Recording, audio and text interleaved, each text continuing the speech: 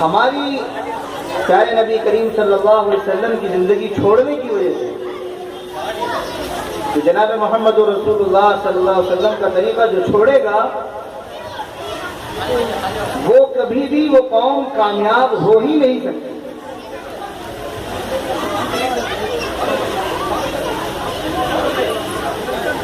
پیارے آقا کا طریقہ چھوڑنے کے بعد کوئی کامیاب ہو جائے ایسا ہو ہی نہیں سکتا۔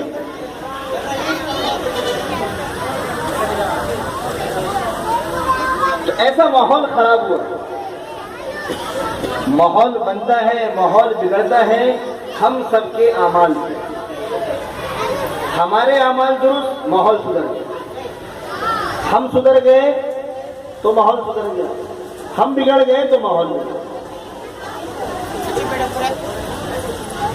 آپ صلی اللہ علیہ وسلم نے صحابہ رضوان اللہ تعالی علیہم اجمعین پر جب محنت کی، ایک ایسا ماحول بنا کہ صنعاء یمن سے ایک عورت اپنے ہاتھ سے سونا اچھالتی ہوئی آتی ہے اور مدینہ آتی ہے۔ اتنا لمبا سفر کر کے، سفر میں اس کا سونا بھی محفوظ ہے، سفر میں اس کی عزت بھی محفوظ ہے، اتنا لمبا سفر کر کے آتی ہے، لیکن ایک دم امن کا ماحول ہے، اس کی عزت بھی محفوظ، اس کا مال بھی محفوظ۔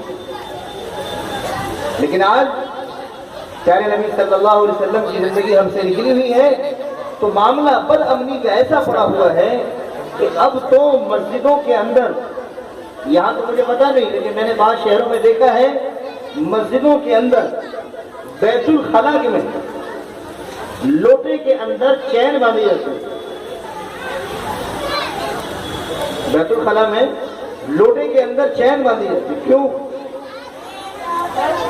کہ بیت الخلا سے کوئی یہ لوٹا چرا کے نہ لے۔ پہلے سونا محفوظ تھا لیکن آج مسجد کے بیت الخلا کا لوٹا محفوظ ہے۔ کیا وجہ ہے؟ ماحول نہیں، میں اور آپ بگڑ گئے، میں اور آپ بگڑ گئے۔ جب میں اور آپ سدھر جائیں گے، امت کے مرد و عورت جب سدھر جائیں گے، امت کے مرد و عورت جب پیارے نبی صلی اللہ علیہ وسلم کی زندگی کو اپنا لیں گے، خدا کی قسم امن ہی امن، چین ہی چین اور سکون دنیا میں برپا ہوگا۔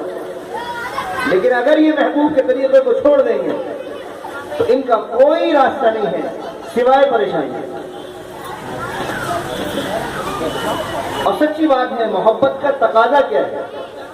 پیارے آقا نے فرمایا وہ آدمی مومن ہو نہیں سکتا جب تک کہ تمام چیزوں سے زیادہ محبت وہ میری ذات سے نہ کرنے لگے۔ کس طرح کرنے لگے؟ پیارے نبی صلی اللہ علیہ وسلم سے محبت تمام لوگوں کی محبت میں سب سے زیادہ ہونی چاہیے۔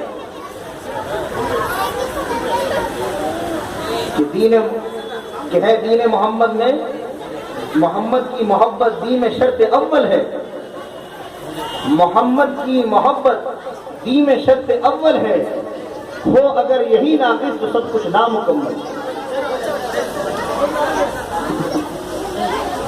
پہلی چیز ہے نبی کی محبت۔ اگر نبی سے محبت نہیں ہے، اور محبت کا تقاضا کیا ہے میں بھی آپ کو بتاؤں گا۔ اصل میں ہمارے کبھی کبھی ذہنوں میں غلط فہمیاں آ جاتی ہیں اور ہم اس غلط فہمیوں کو ہی محبت سمجھ بیٹھتے ہیں۔ پیارے آقا جناب محمد رسول اللہ صلی اللہ علیہ وسلم سے سب سے زیادہ محبت کرنے والے صحابہ رضوان اللہ تعالی علیہم اجمعین ہیں۔ ان سے زیادہ کوئی محبت نہیں کرتا۔ یہ تو اپنی جان، اپنا سب کچھ نچھاور پیارے آقا کی ذات میں کرتا ہے۔ اور میں آپ کو بتا دوں ایک بات، محبت کا تقاضا یہ ہے کہ جو محبت کرنے والا ہوتا ہے، جس سے محبت کرتا ہے، تو وہ اپنے محبوب کی ہر چیز کو اپنانے کی کوشش کرتا ہے۔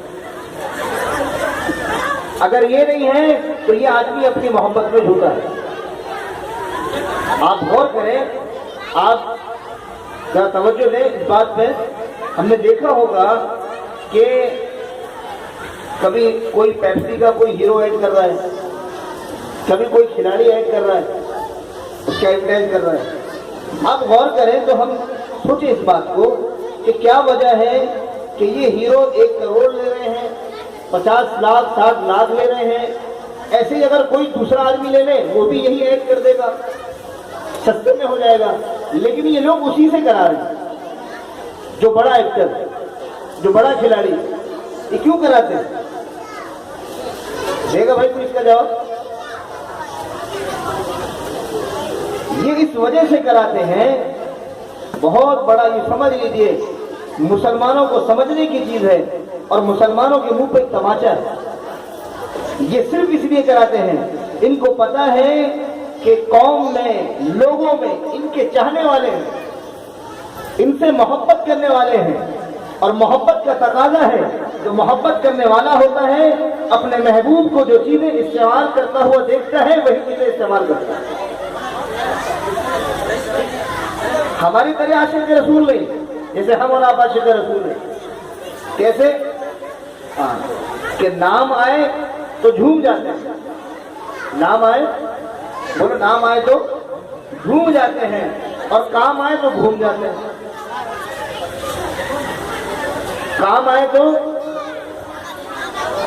کہ نبی سے محبت سب سے زیادہ ہے, نماز پڑھو گھوم گئے, روزہ رکھو, دینی تعلیم سیکھو سکھاؤ, چل پھر کے لوگوں میں دین کی محنت کرو. نام آیا تو جھوم گئے اور کام آیا تو گھوم گئے. یہ محبت نہیں ہے, یہ محبت کے ساتھ کھلواڑ ہے. کیا محبت؟ محبت تو اسے کہتے ہیں کہ اپنے محبوب کی ایک ایک ادا کو اپنے اندر لانے کی فکر کرتے ہیں.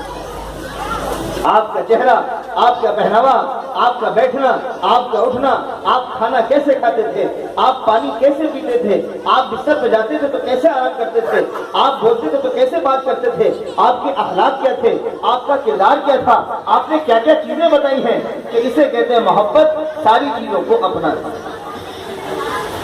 ورنہ تو میرے بھائی بات وہی ہوگی, نام آئے تو جھومے جاؤ اور کام آئے تو گھومے. پیارے نبی کی زندگی ہماری زندگی میں آئے, پیارے نبی صلی اللہ علیہ وسلم کی زندگی کو سیکھا جاتا ہے, پیارے نبی کی زندگی سیکھی جائے. جب تک پیارے نبی کی زندگی سیکھی نہیں جائے گی اپنے اندر وہ زندگی بھی نہیں آئے. یہ جو مکاتب ہیں, یہ جو دینی مدارس ہیں, ان کے اندر پیارے نبی کی زندگی سکھائی جاتی ہے. یہ کھانا کھانے کی سنتیں, یہ پانی پینے کی سنتیں, یہ کیا ہے؟ یہ نبی کی زندگی سکھا رہے ہیں کہ دیکھو ہمارے محبوب کھانا ایسے کھاتے تھے, دیکھو ہمارے محبوب پانی ایسے پیتے تھے, دیکھو ہمارے محبوب لوگوں سے جب بات کرتے تھے تو ایسے کرتے تھے. یہ نبی کی زندگی سکھائی جا رہی ہے. اگر نبی کی زندگی سے ہماری زندگی میل کھا گئی تو مزے ہی مزے, مزے ہی مزے. اللہ مجھے اور آپ کو اس بات کی سمجھ عطا فرمائے, اللہ مجھے اور آپ کو ہمارے یہاں بیٹھنے کو قبولیت عطا فرمائے. اسی لیے میں اور آپ جتنی ہماری مائیں بہنیں ہیں اس بات کا ارادہ اور عزم کر کے اٹھیں کہ آج سے انشاءاللہ نبی کریم صلی اللہ علیہ وسلم کی سنتوں کو جان کر اور ان پر عمل کرنے کا ایک ماحول بنائیں گے, تاکہ اگر کوئی آدمی آئے اس ماحول میں تو سنت چھوڑنے والے کو اسے عجیب محسوس ہو کہ ہائے میں سنت چھوڑوں گا تو یہ لوگ کیا کہیں گے. دربار لگا ہے بادشاہ کا, ایک صحابی کھانا کھا رہے ہیں, کھاتے کھاتے لقمہ گر گیا, انہوں نے اٹھانا چاہا تو ساتھی اس کے کوڑی مارنا. انہوں نے کہا بادشاہ کا دربار ہے, تم انگلی گرے ہوئے لقمے کو اٹھاؤ گے تو کیا چیز رہ جائے گی, اسے مت اٹھاؤ. انہوں نے کہا کیا میں ان بے وقوفوں کی وجہ سے اپنے حبیب کی سنت چھوڑ دوں؟ میرے حبیب کی سنت ہے لقمہ گر جائے تو اٹھا کر کھا لیں. تو یہ آج سے عزم و ارادہ کرنا پڑے گا. اس کے لیے عملی مشق اپنے بچوں میں, اس لیے عملی مشق اپنے دعوت میں اس چیز کو لانے پڑے گی کہ دیکھو نبی کا طریقہ ہماری کامیابی کی ضمانت ہے. نبی کا طریقہ چھوٹے گا تو ہم کسی بھی طریقے سے کبھی بھی کامیاب نہیں کریں گے سب انشاءاللہ. تو نبی کی طریقے پر آنے کے لیے نبی کی زندگی سیکھنا پڑے گا.